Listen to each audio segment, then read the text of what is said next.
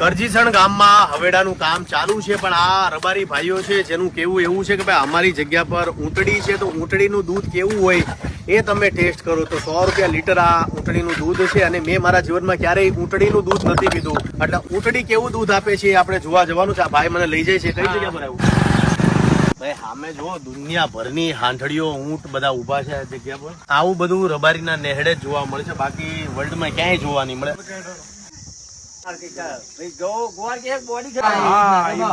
Photo પાડો ભાઈ. હા એમ દબાવો.